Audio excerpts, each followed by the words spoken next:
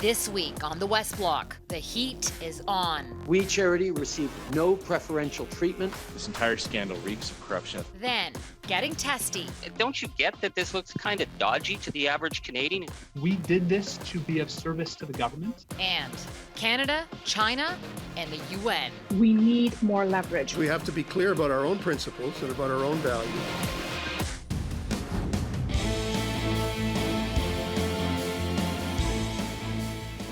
Good morning and welcome to the West Block. I'm Farah Nasser.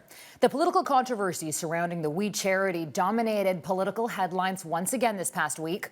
On Thursday, the Prime Minister testified for over an hour to the House of Commons Finance Committee, and opposition parties, of course, grilled him on what he knew and when about the student volunteer program. Joining me now is the Leader of Canada's official opposition, Andrew Scheer. Thank you for making the time for us, Mr. Scheer. Good morning. You know, well, let's begin with the testimony. We heard the PM say that the public service approved the We deal, and he says that he pushed back, but eventually, on the advice of the public service, he decided to proceed. Given that we are in the middle of a pandemic, is there any latitude you can give the PM? Well, we're actually outraged that the Prime Minister is trying to use the fact that we are facing a pandemic as an excuse to hide up his lack of ethics. What we heard on Thursday just raises more questions. If the Prime Minister would have us believe that he was concerned enough about the conflict of interest to push back on the public service, but not to check with the Ethics Commissioner, well, that's a pretty big hole in his defense. He also has had no explanation as to what that due diligence was. Did the public service inquire as to what was going on at We? A simple Google search could turn up that they were in violation of their bank covenants, that they were that their board had resigned. So when we have the top bureaucrat, the top civil servant in Ottawa saying that this organization had never delivered this type of program before, on what basis was that due diligence done? So we don't take for 1 second the Prime Minister's explanation here. Mr. Scheer, what are you looking to come out of this? Well, we like the truth. You know, this argument that we heard on Thursday, Justin Trudeau said that on May 8th, he pushed back, that he took it off the cabinet agenda because he wanted to make sure. But yet we, this organization, was able to start incurring expenses on May 5th. Now, for us mere mortals, May 5th comes before May 8th. So that doesn't make any sense. And again, as we saw with the SNC-Lavalin affair, the truth is only coming out in these drips and drabs. And, you know, week by week, we get more details, more information. So what we'd like to see in the short term is just for the Prime Minister to come clean, put everything on the table, allow the committees to have access to the cabinet minutes, the memos that were going back and forth, just be forthcoming and honest. And to this point, we haven't seen that. Mr. Scheer, you've urged Liberal MPs to call for Justin Trudeau to resign. You've said, you know, he should do so for the good of the country. I just want to be clear. Are you calling on the Prime Minister to resign? Well, I believe that the Prime Minister lost the moral authority to govern this country when it came out that he interfered in the SNC-Lavalin affair and for firing Jody Wilson-Raybould just for doing her job. Now, the Liberal Party won the election. They got the most seats. The Conservatives received the most votes, but the Liberals got the most seats. So they have the right to govern this country. But when you have a leader of a party that displays this lack of judgment, this disregard for ethical rules, this idea that there's one set of rules for the rest of us and a special set of rules for Justin Trudeau, my challenge to the Liberal members of Parliament is to say, look, send a message to Canadians that you won't tolerate this level of ethical scandals. That they have the power to do that. They have the power to say, okay, we demand better from our politicians. I don't think they're going to do that. So Conservatives are going to continue to make the case to Canadians. You've criticized the Prime Minister for sidelining Parliament, but your party's former leader, former Prime Minister Stephen Harper, prorogued Parliament 4 times. So isn't this type of criticism a bit rich? Not at all. You know, prorogation is done at the provincial level, at the federal level regularly. It's a normal part of the parliamentary cycle. What Justin Trudeau has done has effectively sidelined Parliament in the middle of a pandemic since March. You know, halfway through March, all of April, all of May, most of June, and now we're into the summer. At a time when the government is racking up $340 billion worth of deficit, at a time when we find out that this Liberal government dumped millions of pieces of personal protective equipment, relying heavily on the WHO and information coming out of China instead of domestic Canadian intelligence. So there's a lot of reasons why Parliament needs to be sitting. There's absolutely no comparison at all to a normal parliamentary cycle that may have been done in the past. And again, when we're dealing with a scandal of this proportion, remember, what was Justin Trudeau's first action during this pandemic? He recalled Parliament and attempted to pass a bill that would give himself unprecedented power and eliminate the role of the opposition and take away our tools. Well, now we know why. He doesn't want us to peek into the details. He doesn't want us to know exactly what his government is doing, because when we do, we find out that he's giving sole source contracts to an organization that paid his immediate family for speaking gigs. This is what we're talking about here. I want to ask you, because you mentioned it, about the new leader of your own party, because in a month there will be a new leader of the Conservative Party. What's your advice to him or her? And do you think the Conservative Party needs to do a better job at attracting more Black, Indigenous, and people of color? Well, obviously, when you don't win an election, you have to go back and look and see how you can appeal to more Canadians. We were able to build on a lot of success when I took over the leadership of the party. We had 99 seats. We now have 121. We received 30% of the vote in the 2015 election. We received 34% of the vote in the last election. We gained seats back in Atlantic Canada, swept the prairies, up in Ontario and up in British Columbia. So we still have a lot of work to do, but there's a great base there, a great foundation. We always have to look at how we can attract more people to the Conservative message. I believe that the Conservative message of individual freedom, personal choice, individual responsibility, love for our country, appreciation of our history, and our belief in free market principles, that's what creates prosperity in this country. I believe that will resonate with Canadians. I know that the next leader will finish the job that we started, and I look forward to working with whoever that is. You didn't answer my question with respect. Do you think, though, that we need to see more diversity within your party? And I'll push that a bit further. Do you think systemic racism exists within your own party? Well, look, our party believes in the fundamental worth of all human beings, regardless of their race, regardless of their ethnicity. As I said, we always have to do a better job to reach out to a broader section of Canadians. We had a great set of diverse candidates representing every single walk of life in this country. We had members of so many different types of backgrounds, and it was great to be a leader during a campaign where we had that kind of diversity among our candidates. We did a great job of showing Canadians that we are a tolerant, inclusive party with a message that appeals to everybody, and that is what I know the next leader is going to build on in the future. Okay, Andrew Scheer, thank you for your time. Thank you very much. Up next, what's the long-term impact of the We Charity controversy? We'll assess the fallout with our political panel. We're back in 2 minutes. Welcome back to the West Block. The We Charity controversy took up more political oxygen for the Liberals last week. Here's a timeline of the events. On April 5th, Finance Minister Bill Morneau and Prime Minister Justin Trudeau discuss on the phone the need for a program to help young people during the pandemic. The next day, the Finance Department is tasked with looking into options, and in the coming days, contacts We among other groups. On May 22nd, after over a month of discussions between the government and We Charity, Cabinet signs off on the deal with We. On June 26th, amid growing questions, Justin Trudeau insists We was the only organization qualified to run the student program. The deal is eventually canceled. We Charities are evaluated by our public service as being the best and only organization able to deliver on the scale that we need. A week and a half later, the PM concedes he did not recuse himself from the program. And the next day, we learned Trudeau's wife, mother, and brother were all paid to participate in We events.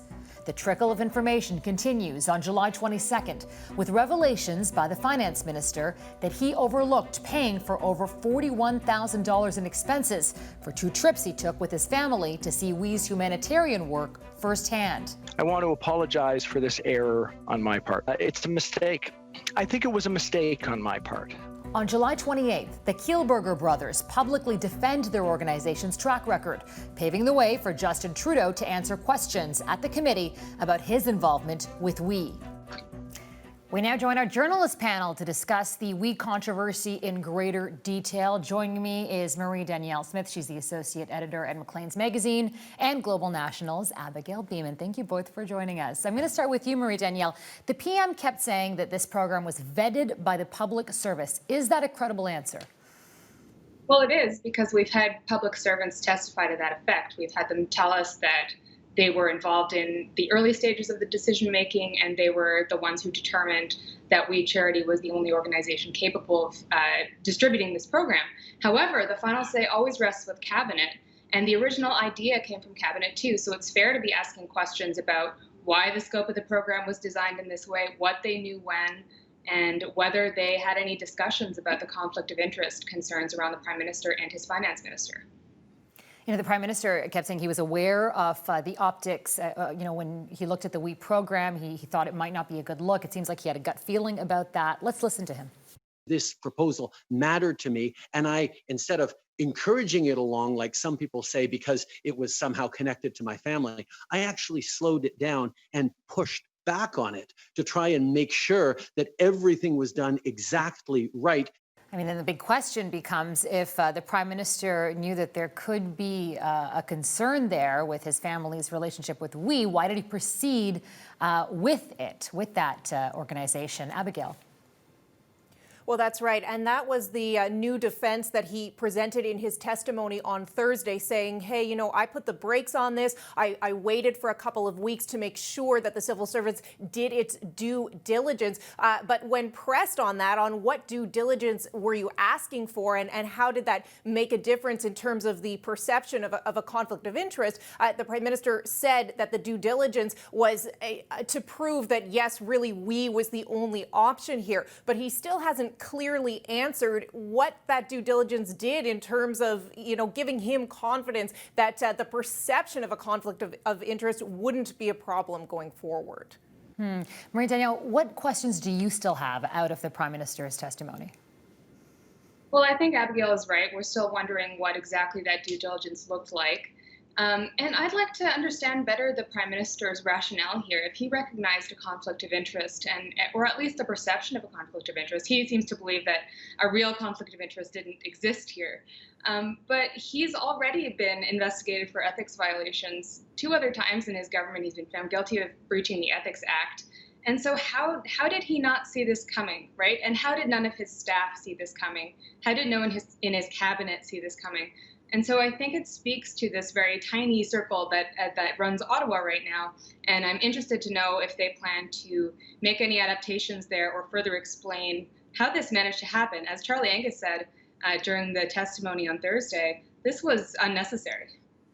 I want to understand more on that tiny circle you alluded to. I mean, there are political operatives who are working every day just to poke holes in things and find what could be concerns and what the media will make a big deal, what the opposition will make a big deal about. But what do you mean about a tiny circle around the Prime Minister? Well, you think about some trusted advisors, people like his Chief of Staff, Katie Telford, who's been with him from the start, who testified on Thursday as well as a handful of cabinet ministers that really have been there since the very beginning. When we saw the Trudeau government take a second mandate in October, you might have expected there to be a bit more of a shuffle there, bring in some new faces, some fresh blood, as it were, because this is the same group that was overseeing the Prime Minister during the previous ethics scandals that I referred to. We're talking about his vacation with the Aga Khan, the SNC-Lavalin scandal of last year.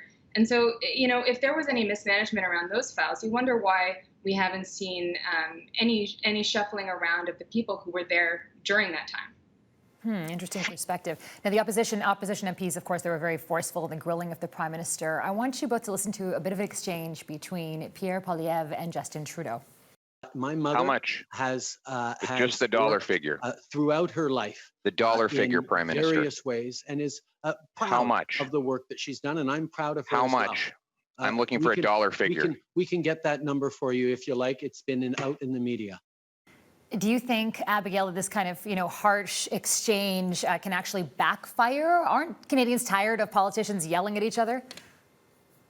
I think there's definitely two camps on this. There are people who will certainly find that very distasteful, and the Prime Minister obviously made a strategic move in continuing to speak about all the good work that his mother has done for mental health as Mr. Poilievre was on the attack there. But at the same time, there are a lot of Canadians who say, hey, the Prime Minister should be able to provide this dollar amount. As Poilievre pointed out there, he has had a month to come up with this, and he wasn't providing any numbers. And while he says that these numbers are in the public realm or have been reported by the media, the Kielburger brothers in their testimony earlier in the week were asked the same questions. And while they did provide some new information about the average costs of expenses reimbursed for events, they also weren't particularly forthcoming about the totals or about having documents, ready to hand over immediately. So I think there are still some valid questions about the money here, but the attack or the manner in which that testimony carried out, I think you'll have some different opinions on. Marie-Danielle, last word goes to you. What long-term damage, if any, do you think this charity controversy is going to have?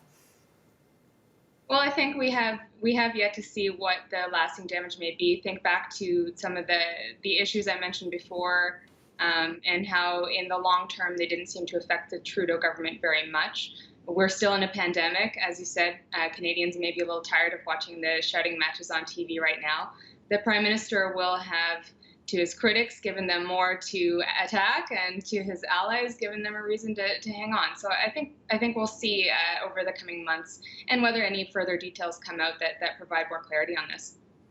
Okay, Abigail, Marie-Danielle, nice seeing you both. Thank you. Up next, Canada's role on the world stage with the new UN ambassador. What is Bob Rae's vision for Canada during these extremely challenging times? We'll ask him next.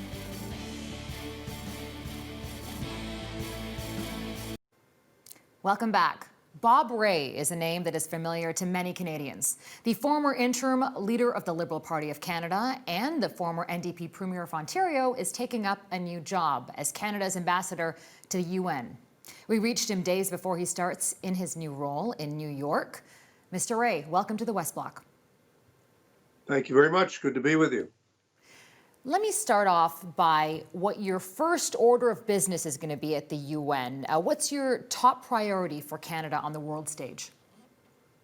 Well, I think the priority for everybody is the recovery from COVID. And I think what we're very quickly understanding better and better every day, this is a global pandemic, which is going to require some global solutions. So what we've seen so far in a number of countries has been very much focused on each country. And I think what we're going to need to really increase our efforts is to make sure that we find solutions that include everybody. That means a vaccine that's available to everybody. It means making sure that nobody falls way behind because of what's happened, and that we're creating greater prosperity globally, because that's going to help us grow in Canada as well. So I'd say that's my number one priority at the moment. I want to ask you about China. It has now been 600 days since the two Michaels have been jailed. Many people, not the least of which is Michael Kovrig's wife, say that dealing with China requires firmness and resolve. It also requires nuance. So can you talk about how you see your role at the UN fitting into that? Well, first of all, I don't think I'm really at the center of it. I think Minister Champagne and Mr. Trudeau are very much in charge, along with our ambassador in Beijing. I've let everybody know that if I can be helpful in any way in terms of conversations that people want me to have, I'm happy to do that.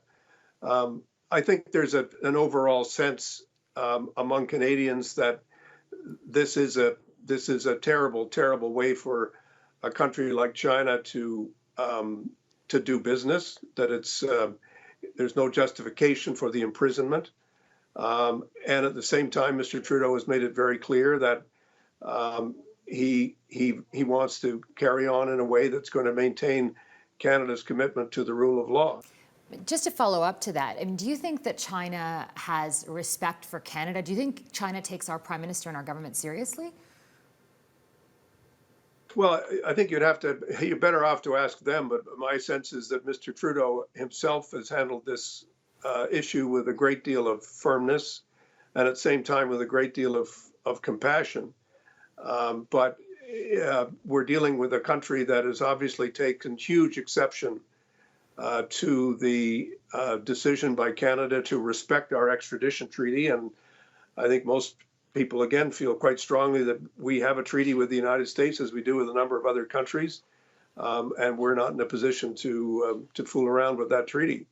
So I think China would be wise to respect all of its neighbors and all the countries in the rest of the world. And I think that's an approach that we're taking. You mentioned the United States, so let's move on and talk about President Trump for a moment. You've called him unhinged and have predicted he will lose the November election. What if that doesn't happen?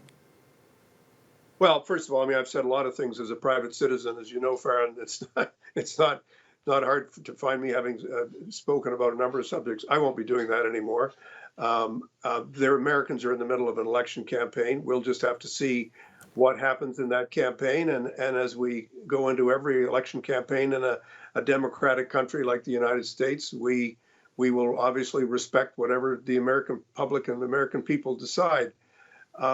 I think it's fair to say that the approach that Mr. Trump has taken has been different from that of any of its predecessors. And it has posed a challenge to not only to our diplomacy, but to that of a number of other countries. But we have to accept the right of the American people to choose as their leader whoever they want. And we obviously, because of our very close relationship with the United States, are going to be working with whoever forms the next government in the United States after November the 3rd. Okay, let's talk about our leader here. I want to switch gears and ask you about the We charity. I mean, you're a senior statesman. You've got decades of experience in government, including as leader of the Liberal Party. Shouldn't the government have seen this We controversy coming? Well, I think it's, hindsight is always 20/20. I think we need to understand a couple of things that sometimes get forgotten. The first one is we were and are in the middle of a very serious pandemic, but particularly in April, May, and June, the government was making some very, very major decisions. They had to make them very quickly. The economy was in a state of shutdown. There were no jobs available for lots of people, no work, no income available for a lot of people, and the government has improvised, I think, extremely well across the board. The fact that the government has chosen not to proceed with this contract, and in fact chose to do that soon after the announcement was made, I think is an indication on the part of the government that they needed to take a different course. And I think we're going to let the parliamentary processes and other things, the report of the ethics commissioner, all these things have to play out. The one thing I have learned in politics is that you have to learn how to be resilient in the face of challenges. And I think Mr. Trudeau has always shown tremendous resilience in being able to deal with the challenges that the government is facing. And like most Canadians, I have a great deal of confidence in Mr. Trudeau. Okay, Mr. Ray, thank you so much for your time and best of luck in your new role. Thank you. Nice to talk to you, Farah. Take care. I also asked Bob Ray if he thinks Canada should re-establish diplomatic ties with Iran and what he thinks about provincial reopening plans. You can see my full interview with him on the West Block's YouTube channel. But for now, that's all the time we have. I'm Farah Nasser. See you next week.